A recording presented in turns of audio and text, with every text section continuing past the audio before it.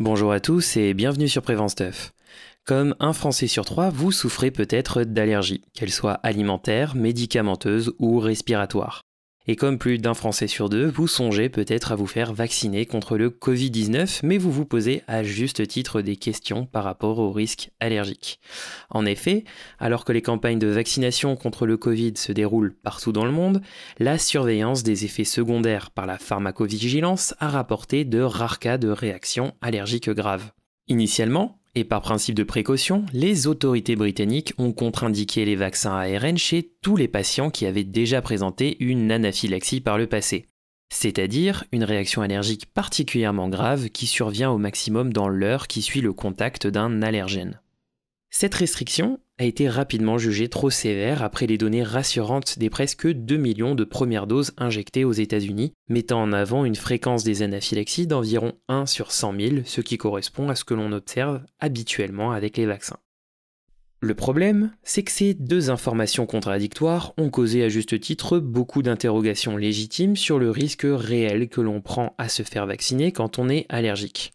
En tant que médecin du travail impliqué dans la campagne de vaccination dans mon hôpital, on m'interpelle régulièrement, comme beaucoup de mes confrères, sur le risque allergique des nouveaux vaccins à ARN contre le coronavirus. Alors pour cette nouvelle vidéo, je me suis entouré d'une fine équipe d'allergologues afin de répondre aux questions les plus fréquentes sur ce que l'on sait vraiment de ces réactions allergiques. Premièrement, et ça va en rassurer plus d'un, si vous n'êtes pas allergique à un médicament, il n'y a pas d'inquiétude à avoir. En effet, les réactions graves aux piqûres de guêpes, à certains aliments ou encore les allergies respiratoires comme au pollen ou aux graminées ne posent pas de problème de surrisque vis-à-vis du vaccin. Alors, quelles sont les allergies concernées exactement ? Eh bien, parmi les ingrédients du vaccin, c'est le polyéthylène glycol ou PEG qui est le principal suspect. C'est un composé que l'on retrouve dans de nombreux médicaments et qui est déjà connu pour être responsable de réactions allergiques médicamenteuses. Pour bien arriver dans nos cellules, l'ARN messager du vaccin est enfermé dans une capsule lipidique dont la composition est proche de la membrane de nos cellules.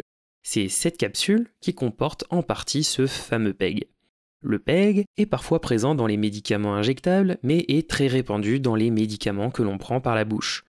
Il sert alors à l'enrobage de nombreux comprimés ou encore de principes actifs pour laxatifs ou de préparation colique pour les examens d'endoscopie. On le retrouve dans les notices soit sous le nom de macrogol, soit de PEG, avec un chiffre derrière qui correspond à la longueur de la molécule. Alors, quand est-ce qu'il faut prendre l'avis d'un allergologue ?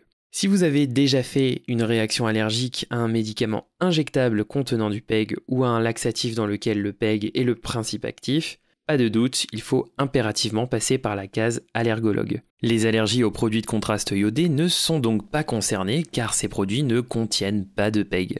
Une réaction anaphylactique à un et un seul médicament par la bouche contenant du macrogol comme excipient n'est pas une contre-indication en soi au vaccin, parce qu'on en retrouve dans de très nombreux médicaments. En revanche, plusieurs réactions anaphylactiques à des médicaments différents contenant du macrogol comme excipient doit conduire à un avis allergologique avant de se faire vacciner. Cependant, si vous avez l'habitude de prendre des médicaments contenant du macrogol, c'est donc que vous n'y êtes pas allergique, il n'y a donc pas de crainte particulière à avoir.